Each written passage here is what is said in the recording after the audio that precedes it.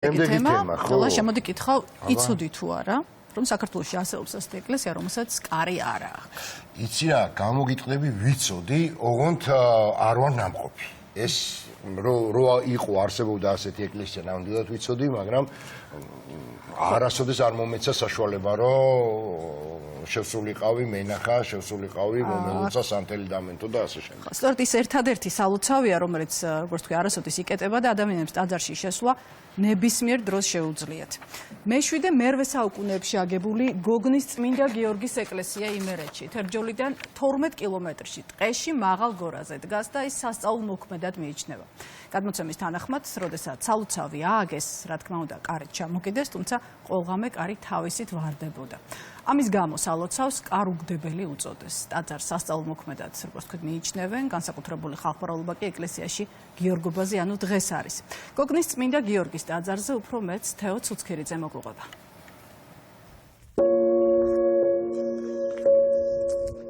გადმოცემის თანახმად, ვინც წმინდა გიორგის სახელობის გოგნის სასწაულ მოქმედ ტაძარს სამჯერ შემოუგლის, ყველა სურვილი აუსრულდება. სალოცავს განსაკუთრებით ბევრი უშვილო წყვილი სტუმრობს.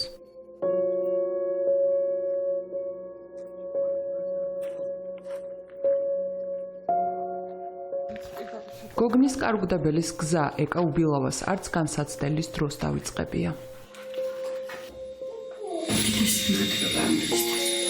ტაძარი, რომელიც არასდროს იკეტება, ეკა უბილავასთვის გადარჩენის ერთადერთი გზა იყო. მძიმე ავარიის შედეგად მას შვილიშვილი დაეღუპა. გოგნის ტაძარში ჩაფიქრებული სურვილი კი განსაცდელში მყოფს მალევე აუსრულდა. ოჯახს წლების ნანატრი შვილიშვილი შეეძინა.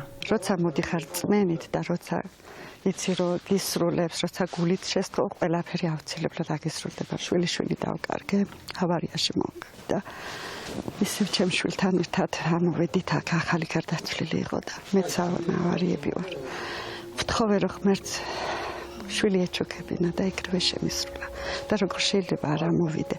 აქ მრევლი ძირითადად გიორგობას ამოდის. სასწაულ მოქმედი ტაძარი წელიწადში ორჯერ, 6 მაისს და 23 ნოემბერს განსაკუთრებით დატვირთულია. თუმცა ეკლესიას მრევლი მაშინაც სტუმრობს, როდესაც აქ წირვა არ აღევლინება. ახლა უკვე ემოციურად ვარ და ვერც გილაპარაკებით რამხელა რაღაცას ვგრძნობ. დღეს ბედნიერი ვარ, რომ ჩემ შვილებთან ერთად ვარ, ძალთან ერთად ამოსული და ასე დიდი იმედით ვარ. დღეს არა აქვს მნიშვნელობა, როგორც გითხარით, რა დღე იქნება, დღეს სასწაული იქნება, თორე უდიდესი რწმენით მოდივარ და დარწმუნებული ვარ, რომ სულ შემისრულებს, სულ ჩემთანა და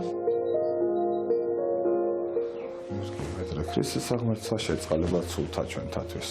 ამინ.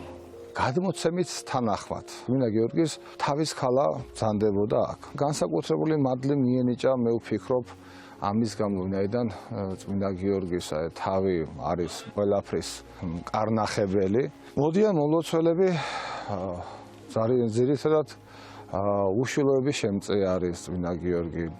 ძირითადად მოდიან სნეულებაში მყოფი. პატარა სალოცავი ბევრი მსგავსი ისტორიითაა დახუნწლული. მამა იოანე რევიშვილი კი ამ ისტორიების მემატიანია. წყალტუბოდან დადიან დები, გერდას აქვს სიმსივნე. ყოველ წელიწადს დადეს. უკვე არის ასაკშია ქალბატონი და მამა იოანე, აი, რა მოვედიო, რა ქვია, ყოველ წელიწადს ამოვდივარო, დღესაც ცოცხალი ვარო. ერთხელ იყო ასეთი შემთხვევა, შვილი არ ყავდათ.